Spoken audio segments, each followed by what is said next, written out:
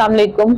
मैं आप लोगों के साथ अपनी लाइफ की स्टोरी शेयर करना चाहती हूँ कि मैं अपने माँ बाप की इकलौती औलाद हूँ। उनकी औलाद नहीं हो रही थी तो काफ़ी बड़ी एज में जाके मैं हुई थी। मुझे पढ़ने का बहुत शौक था। तो मैं हमारे गांव में कोई इस तरह की फैसिलिटीज़ नहीं थी तो मैं वहाँ से फिर शहर चली गई। शहर गई तो मुझे वहाँ पे कोई इस तरह के रिलेटिव्स नहीं थे मैं जिनके घर रह सकती। तो वहाँ से फिर मैं हॉस्टल चली गई, हॉस्टल लाइफ गुजारी। इसी दौरान बीच में मेरे माँ बाप की डेथ हो गई। उनका कार एक्सीडेंट हुआ, दोनों की अचानक से डेथ हो गई।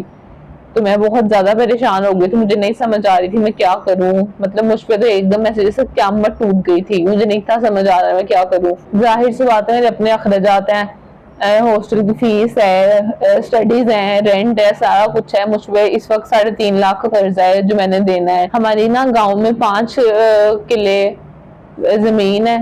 तो बाबा थे तो वो सारा कुछ मैनेज करते थे, संभालते थे। अब वो वैसे ही पड़ी हुई है, फालतू पड़ी हुई है, 1-1.5 करोड़ की जमीन है।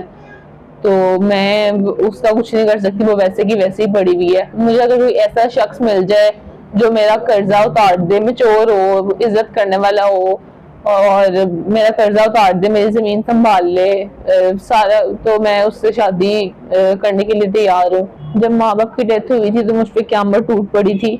मुझे नहीं थी समझ आ रही मैं क्या करूं। तो फिर सारी सारी रात रोती रहती थी, नहीं थी समझ आती क्या करूं। बहुत मुश्किल से मैंने अपने आप को संभाला था।